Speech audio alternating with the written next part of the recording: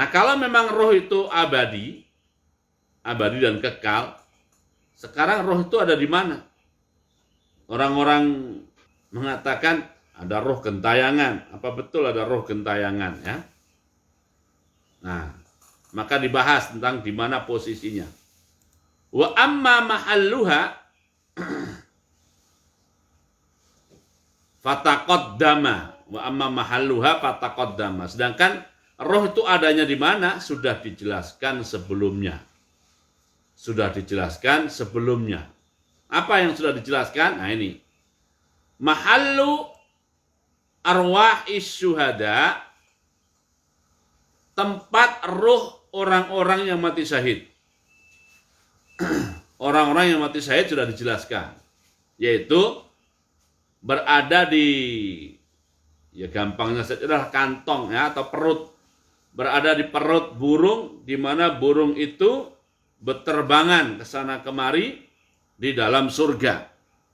Berterbangan ke sana kemari di dalam surga. Itu yang mati syahid ya, yang mati syahid. Roh orang yang mati syahid. Riwayat lain mengatakan bukan di dalam perut burung, tetapi rohnya itu sendiri menjadi burung yang berterbangan ke sana kemari di dalam surga. Bedanya apa antara dalam burung sama menjadi burung? Kalau di dalam burung ya ikut kehendak burung, dibawa kemana ikut. Tapi kalau menjadi burung, ya dia sendiri yang punya kehendak mau terbang kemana, ya kan? Sesuai dengan yang diizinkan oleh Allah Subhanahu wa Ta'ala. Itu kalau roh syuhada. Wa amma ghairuhum, adapun roh selain syuhada, roh selain orang-orang mati syahid, yaitu fa arwahul mu'minin. Kalau bukan syahid, ada kemungkinan adalah arwahul mu'minin, rohnya orang-orang beriman, fi illiyin, ya. Fi illiyin, dia berada di ya, tempat surga, namanya surga illiyin. Itu bukan syuhada tapi dari orang beriman atau umumnya orang beriman. Sedangkan wa arwahul kuffar, sementara rohnya orang-orang kafir, ya, itu fi sijjin, berada di neraka yang namanya neraka sijjin.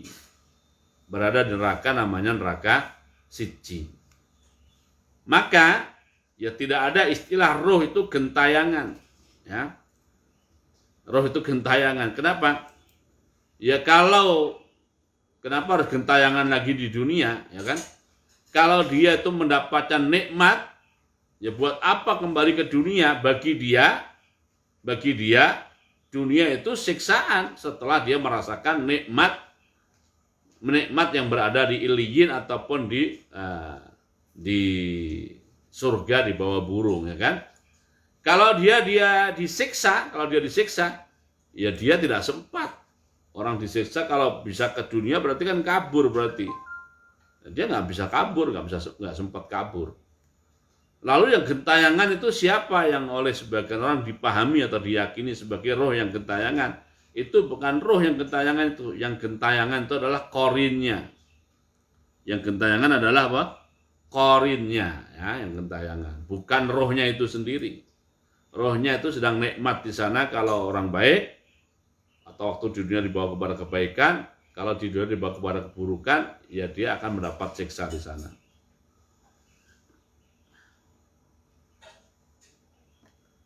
Walikulli ru'in bijasadiha ittisalun maknawi. Dan setiap roh mempunyai hubungan maknawi, hubungan yang abstrak, ya kan? Hubungan yang abstrak dengan jasadnya. Ada hubungan, ya. Makanya tadi sudah kita jelaskan bahwa yang diazab pada dasarnya adalah rohnya, badannya mengikut. Atau yang mendapatkan nikmat adalah rohnya, kalau di alam kubur ya, badannya mengikut. Kenapa mengikut? Karena masih ada hubungan, masih ada ittisal atau tawasul, ya.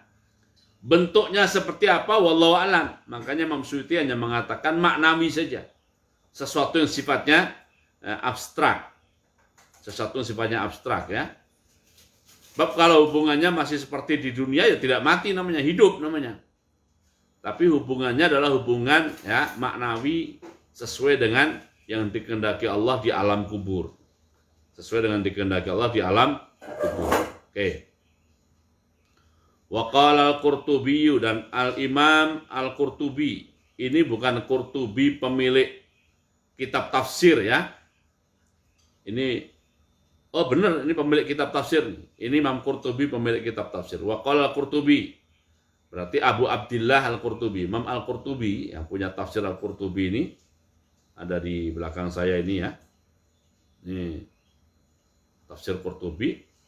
Tapi belum mengatakannya bukan di kitab tafsir, mengatakannya di kitab lain namanya At-Tadhkirah namanya. Kitabnya namanya At-Tadhkirah. Beliau berkata setelah mempelajari banyak ayat, mempelajari banyak hadis ya.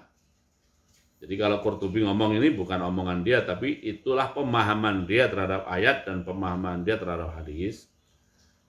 Maka beliau berkesimpulan, arwahus syuhada'i fil jannah. Roh orang-orang yang mati syahid berada dalam surga. Wa amma ghairuhum, adapun ini pendapat Imam Qurtubi, selain roh syuhada, fataratan takunu fil ardi ala afniyatil kubur. Terkadang dia berada di bumi, di pelataran kubur, pelataran alam kubur. Ya berarti nggak di bumi-bumi amat, tapi di pelatarannya, ya. Pelataran alam kubur. Wataratan takunu fis sama. Terkadang rohnya itu fis sama, di langit. Kata Imam Qurtubi, waqad qila, dan sungguh telah dikatakan, annaha tazuru kuburaha kulla jumu'atin, bahwa rohnya itu mendatangi jasadnya yang dikubur setiap Jumat. Mendatangi jasadnya yang dikubur, tempat jasadnya dikubur setiap Jumat. Kila ya, kila, ini pendapat lemah ya, kila. Wakila, dan pendapat lemah juga yang lain, arwahul mu'minin kulluhum fil jannah. Semua roh orang beriman seluruhnya ada di dalam surga. Tadi setelah poin tentang neraka adanya di mana, ada 2 poin di sini ya tentang usuluddin. Poin pertama adalah roh itu bersifat abadi, lalu tempatnya berada di mana, yang sudah ditulis oleh Imam Suyuti tadi. Kalau yang syuhada itu dibawa oleh burung, berterbangan ke sana kemari di dalam surga. Kalau orang beriman fi illiyin, berada di surga namanya surga illiyin ya. Kalau kafir berada siji. Oke. Poin usuluddin yang lain ya. Poin usuluddin yang lain. Wa na'taqidu, dan kami meyakini annal mauta, bahwasanya kematian bil ajali, sesuai dengan apa yang telah ditulis untuknya. Atau singkatnya sesuai dengan ajalnya. Kematian itu terjadi sesuai dengan ajalnya. Wahuwa, apa itu ajal? Ajal adalah al-waktu, ajal adalah waktu alladzi kataballahu fil azali, di mana Allah Subhanahu wa taala telah mencatatnya sejak zaman azali, sejak era azali. Ya, intihaa hayatihi fihi, ya. Allah menuliskan bahwa ujung kehidupannya di dunia akan berakhir di situ. Ujung kehidupannya di dunia akan berakhir di situ. Fala yamutu ahadun. Fala yamutu ahadun bidunihi. Mungkin di kitab Bapak Ibu ada perbedaan sedikit ya. Jadi memang PDF yang ada itu banyak salah cetak atau banyak salah tulis ya. Dan yang saya punya ini juga bukan jaminan yang paling benar juga. Jadi saya mempunyai PDF dan versi cetakan itu ada 4 kalau tidak salah ya. Ada 4. Nah ini yang saya pegang sekarang itu yang versi cetakan terbaik. Walaupun bukan jaminan selalu benar ya. Nah, yang banyak beredar itu dipegang Bapak Ibu, itu versi cetakan yang lebih lumayan, ya, lebih lumayan tapi masih banyak salah. Ada lebih buruk dari itu versi cetakannya, ya. Mungkin dulu waktu manuskripnya ditemukan tuh, manuskripnya udah sulit dibaca, ya, sudah sulit dibaca. Sehingga waktu disalin banyak mengalami perubahan. Oke, fala yamutu ahadun bidunihi, maka tidak ada seorang pun yang mati tanpa ajal itu, maktulan kana aw baik dia mati terbunuh ataupun mati tidak terbunuh. Terbunuh oleh manusia lain atau terbunuh oleh binatang atau terbunuh dalam tanda kutip, ya, karena mengalami satu bencana atau malapetaka. Gitu ya. Tapi semua itu sudah sesuai dengan ajal yang Allah tetapkan untuknya. Ya. Sesuai dengan ajal yang Allah tetapkan untuknya. Oke. Jadi kita meyakini seperti itu, ya. Jadi idza jaa ajaluhum la yastakhiruna sa'atan wa la yastaqdimun. Sudah ada ajalnya, karena sudah ada ajalnya maka tidak boleh dipercepat, atau manusia tidak akan mampu mempercepat kematiannya, juga tidak mampu mempercepat, ya, atau melambatkan kematiannya, ya. Dia akan datang sesuai dengan apa yang ditulis oleh Allah SWT sejak zaman azali, ya.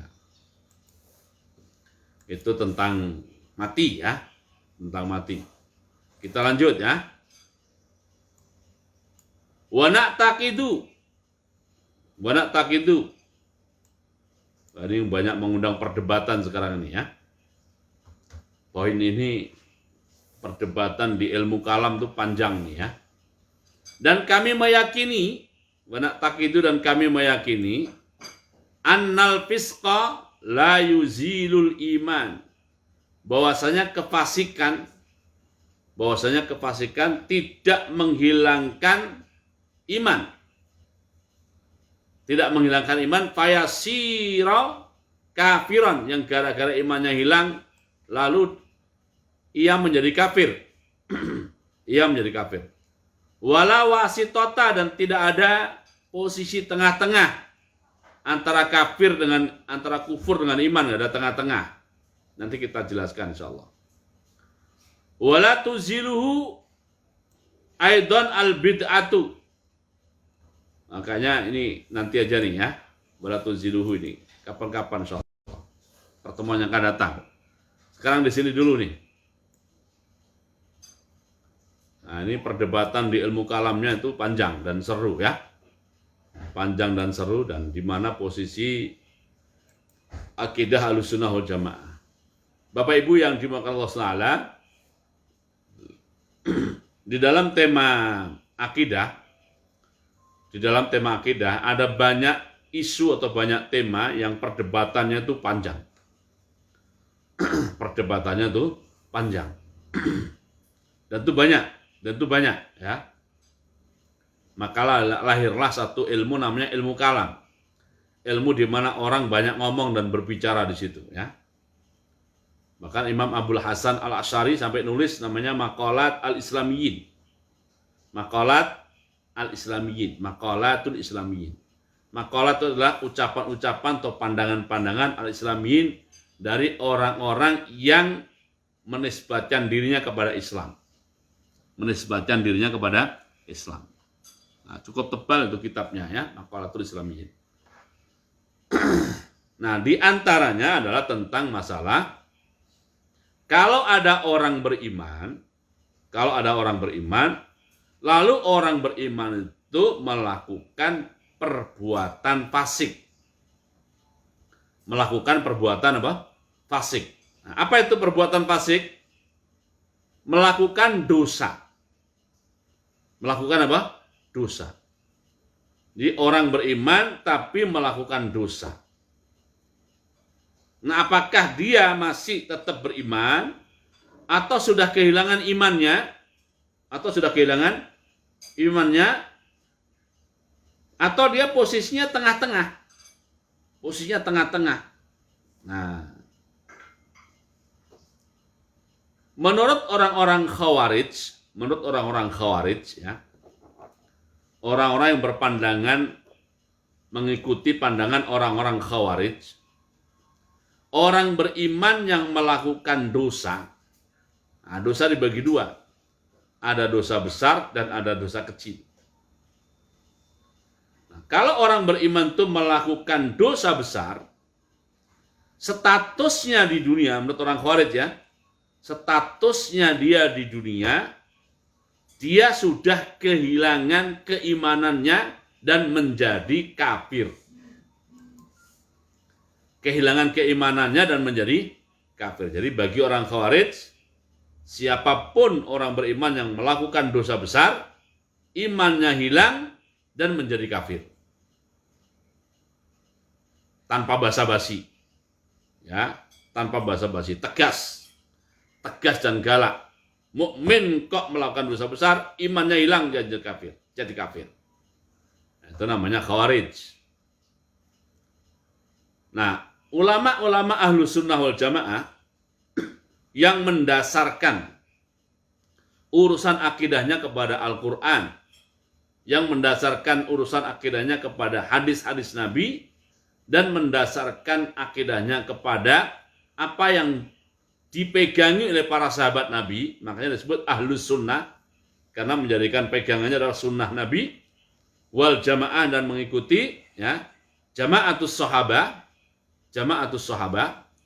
Mereka berpendapat orang beriman kalau melakukan dosa besar, status imannya tidak hilang, dia tetap mukmin, hanya saja mendapatkan label baru di dunia, namanya mukminun asin atau mukminun fasikun. Mukminun asin atau mukminun fasikun. Orang beriman yang melakukan maksiat atau orang beriman yang fasik. Beriman yang fasik. Tapi imannya masih ada. Itu menurut Ahlus Sunnah wal Jamaah. Lalu muncul kelompok ketiga. Ini bukan tengah-tengah, ini bukan nengai Khawarij dengan Ahlus Sunnah, bukan. Nah, enggak, saya tambah lagi. Nah, sebelum yang ketiga. Jadi orang beriman yang melakukan dosa besar, menurut Khawarij, pemikiran Khawarij, statusnya di dunia adalah kehilangan imannya dan di akhiratnya kekal di neraka. Di akhiratnya apa? Kekal di neraka. Itu ulama-ulama atau tokoh-tokoh Khawarij. Ya, saya ulangi lagi. Di dunianya kehilangan status iman, di akhiratnya kekal di neraka. Menurut Ahlus Sunnah wal Jamaah, di dunianya tidak kehilangan iman, maka disebut mukmin. Tetapi karena dia sudah melakukan dosa besar, maka ditambahkan sifat kepada dia, namanya mukminun asin. Maksiat, maksudnya asin itu maksiat. Ain, alif, sod, ya, asin. Atau mukminun fasik, mukmin yang fasik. Itu statusnya di dunia. Di akhiratnya, dengan keimanan yang dia miliki, dia akan berpeluang masuk surga. Dengan keimanan yang dimiliki, dia akan berpeluang masuk surga. Dan dengan status maksiat dan kefasikannya, ada kemungkinan mampir dulu di neraka.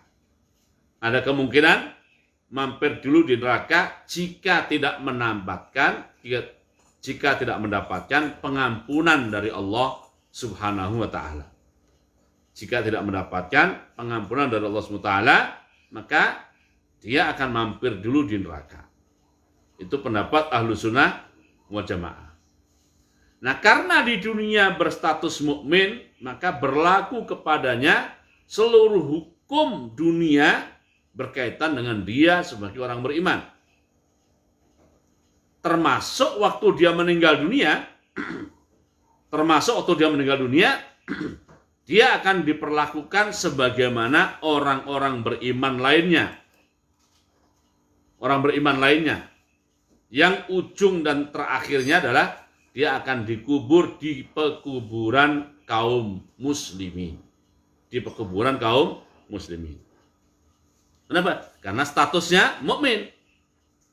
Sedangkan karena status sifatnya yang asin atau fasik tadi, ya, asin atau fasik tadi, ya, bisa berlaku juga kepadanya konsekuensi hukum dunia atas kemaksiatan dan atas kefasikannya. Atas kemaksiatan dan atas kefasikannya. Ya kalau misalnya sudah berlaku hukum Islam, ya kalau dia zina dan dia ghairu muhsan, ya dicambuk 100 kali. Kalau dia minum khamr, ya dicambuk 40 kali, begitu. Atas statusnya yang maksiat atau fasik itu. Itu pendapat siapa? Ahlus Sunnah wal Jamaah. Nah, lalu muncul kelompok ketiga namanya kelompok Mu'tazilah. Kelompok Mu'tazilah. Dia berpendapat begini, ini bukan tengah-tengah, bukan. Ini bentuk penyimpangan juga, bukan tengah-tengah ya. Jadi jangan dianggap karena muncul kelompok ketiga dia nengahi antara Khawarij dengan Ahlus Sunnah, bukan nengahi. Ini penyimpangan ini ya. Perhatikan pendapatnya. Mukmin yang bermaksiat atau mukmin yang melakukan dosa besar di dunia, dia tidak disebut mukmin. Tidak boleh kita mengatakan bahwa dia mukmin. Sebagaimana juga tidak punya nyali atau keberanian untuk mengatakan bahwa dia itu kafir. Jadi dia tidak berani mengatakan orang itu mukmin, tapi juga tidak punya nyali untuk mengatakan orang itu kafir.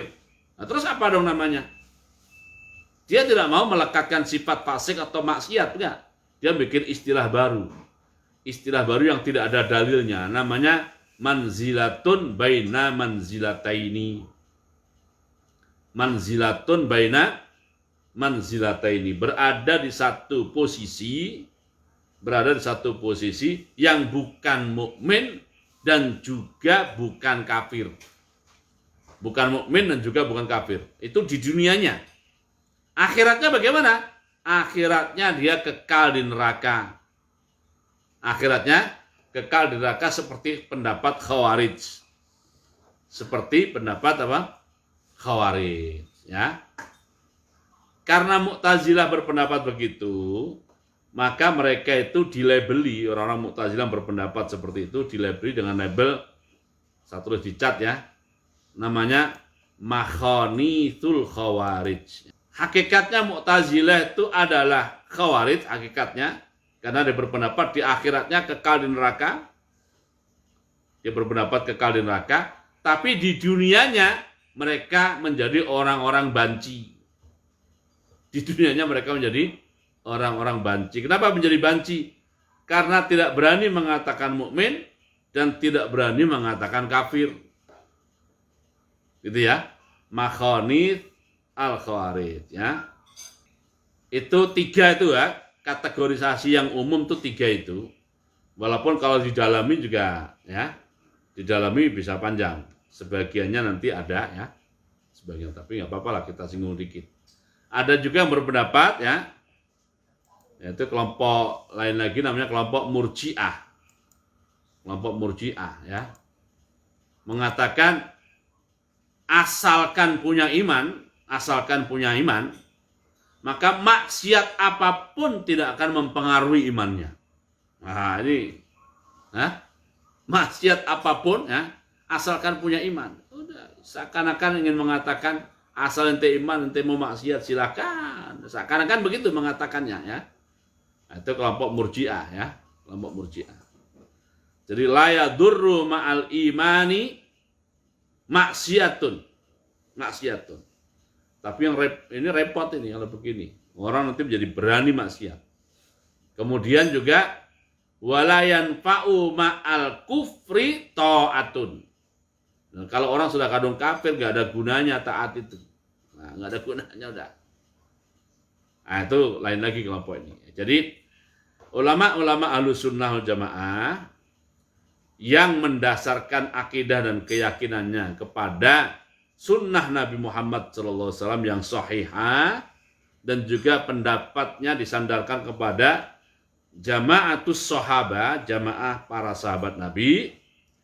Nah, mereka dalam bab ini usuluddinnya mengatakan bahwa kalau ada orang beriman melakukan maksiat atau dosa, tepatnya dosa besar, ya, dosa besar, status imannya tidak hilang, tetapi ada label yang melekat di belakang status mukminnya, namanya asin atau fasik. Asin atau fasik, ya, itu statusnya di dunia. Karena mukmin maka dia akan diperlakukan kepadanya semua hukum duniawi yang berkenaan dengan statusnya sebagai mukmin sampai akhir hayatnya nanti dikubur di kuburan kaum muslimin. Gitu. Di akhiratnya karena dia punya iman, ya, dia akan dengan bekal iman itu akan masuk surga. Tapi karena statusnya yang maksiat ataupun fasik, ada kemungkinan mampir dulu di neraka untuk diazab kalau tidak mendapatkan pengampunan dari Allah Subhanahu wa ta'ala. Lalu kalau Khawarij, begitu seorang mukmin melakukan maksiat dosa besar, maka status imannya langsung hilang menjadi kafir. Dan itu juga diperlakukan hukum kafir oleh mereka. Ya. Nah, repotnya lagi adalah bahwa yang dosa-dosa kecil pun kalau dilakukan rutin menjadi dosa besar. Ya. Nah, di akhiratnya akan kekal di neraka. Lalu muncul kelompok baru, tidak segentleman Khawarij. Makanya disebutnya banci tadi, tidak segentleman Khawarij. Dia mengatakan di akhiratnya kekal di neraka, tapi dunianya tidak bisa menyebutnya dengan sebutan mukmin, juga tidak bisa menyebutnya dengan sebutan kafir. Terus apa? Manzilatun baina manzilataini. Tapi masalahnya akhiratnya kekal di neraka masalahnya, ya. Nah, itu. Nah, lalu ada lagi kelompok namanya kelompok Murji'ah, ya. Atau istilahnya adalah kelompok Murji'ah yang mengatakan kalau sudah punya iman, maksiat apa saja nggak akan mengganggu imannya. Ya. Dan kalau kadung kufur, ya, ketaatan apapun juga tidak ada gunanya. Nah, oke. Itu ya. Jadi pendapat yang tengah-tengah, ya, pendapat Ahlussunnah wal Jamaah itu, ya. Itulah pendapat tengah-tengah yang wasatonnya itu di situ. Ya. Tidak menghilangkan imannya, diperlakukan sebagai orang beriman di dunia, ya. Tapi ada sifat baru yang melekat pada dia, namanya status asin atau status fasik. Oke, sementara itu dulu, ya, yang kita kaji pada pagi hari ini. Kita tutup kalau begitu dengan doa penutup majelis dan surat Al-Asri. Subhanakallahumma bihamdika asyhadu an la ilaha illa anta astaghfiruka wa atubu ilaik. A'udzubillahi rajim. Bismillahirrahmanirrahim. Wal asri innal insana lafi khusr illa alladziina aamanu wa 'amilus shalihat wa tawashaw bil haqqi wa tawashaw bis sabr. Wassalamualaikum warahmatullahi wabarakatuh.